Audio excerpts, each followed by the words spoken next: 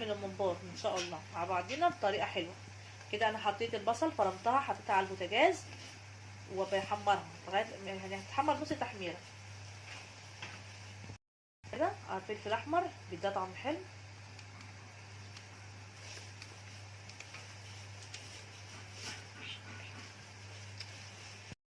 اهو زي ما انتم شايفين ما حمرتش قوي، يا دوب كده بس ايه تصفر معايا اهو مع الفلفل الاحمر.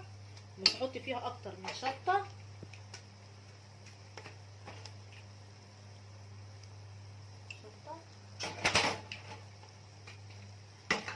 فلفل اسود،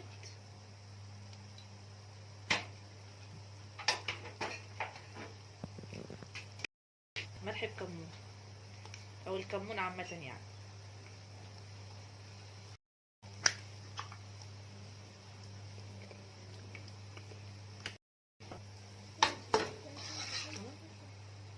وكزبره اكتر من كده، هي مقاديري فلفل اسود، شطه، كزبره، كمون، ملح. ادي مقادير بس في الممبار.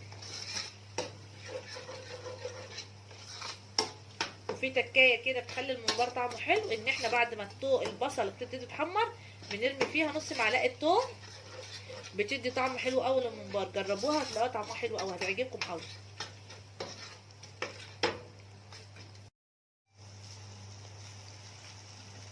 كده هنحط مع بعض الثوم.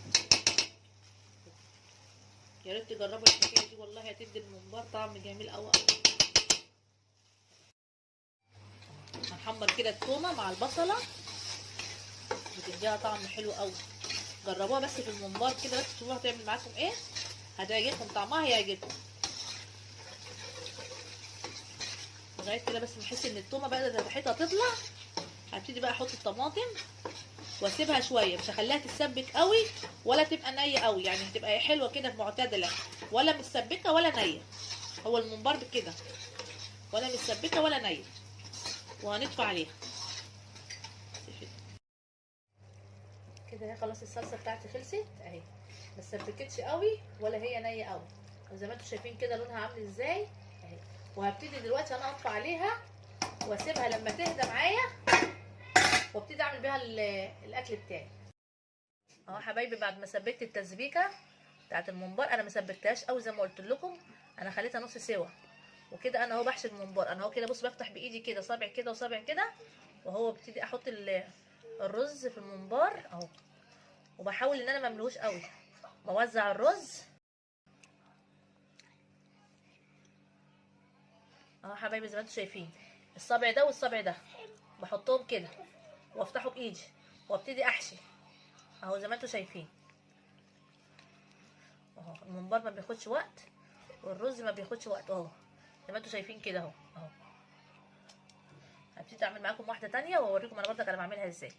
انا كده بفتح بخلي الدهن ناحيه الدهن من جوه، وبعمل كده بايدي. الدهن لما بيبقى جوه بيدي طعم حلو للرز اهو. بعد ما غسلناه كويس قوي، انا اهو صابعي دوت وصابعي دوت بفتح كده وابتدي احط كده اهو زي ما انتم شايفين كده حبايبي اهو اهو. اسهل منه ما فيه اهو. اهو ابتدي انزل في الرز بايدي وانا بحشي اهو. سهل جدا وما بياخدش معايا وقت اهو اهو زي ما انتم شايفين. وبخليه كده مبطط برضه عشان ايه ما يفرقعش معايا في الحله اهو حبايبي اهو. زي ما وريتكم اهو الصابع ده والصابع ده، وافتح كده والدهن بيبقى من جوه وابتدي احشي اهو اهو زي ما انتوا كده شايفين اهو. سهل جدا وما بيحتاجش معايا وقت وما بياخدش معايا مجهود اهو. وبحاول على قد ما اقدر ما امليش الممبار قوي اهو اهو، عشان ما يفرقعش في الحله، لان الرز كل ما بيستوي كل ما بيزيد اهو اهو. اديني كده اهو عملت. هعمل بقى الكميه كلها وهوريكم انا هعمل ايه. انا كده خلصت كميه الممبار اللي معايا، حشيتها وخلصتها. دلوقتي هسلقه واحمره واوريه لكم بردك، وهعمل معاه بردك فشه وكرشه. اللي بيحب يعني الحاجات دي يا ريت يتابعني ويشوفني انا هعمل ايه للاخر. يا ريت يعجبكم وما تنسونيش في اللايك. انا كده حطيت الميه على البوتاجاز، حطيت فيها ورق لورا، وهحط فيها كمون وحبه كزبره. كده الميه غلت وانا بحط فيها الممبار دي، انا حطيت شويه وهكمل الكميه. بعد الميه ما تغلي ببتدي احطه فيه. لازم الميه تغلي عشان الممبرايه تقفل معايا من هنا ومن هنا اهو، زي ما انتم شايفين يا حبايبي اهو.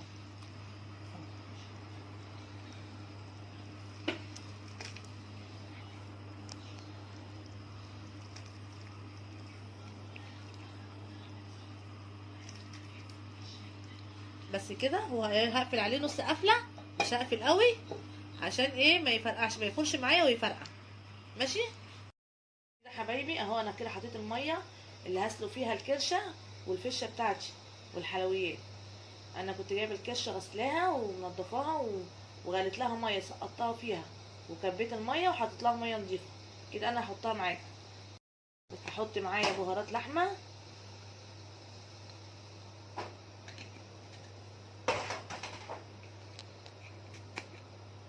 فلفل اسود،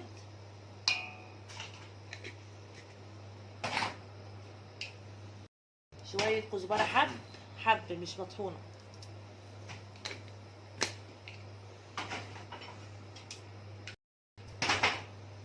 وحبه شطه لورا،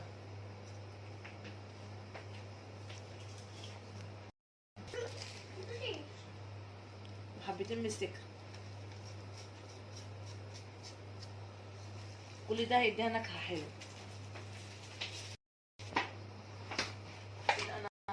كده انا هحط الكرشه، هبتدي احط الكرشه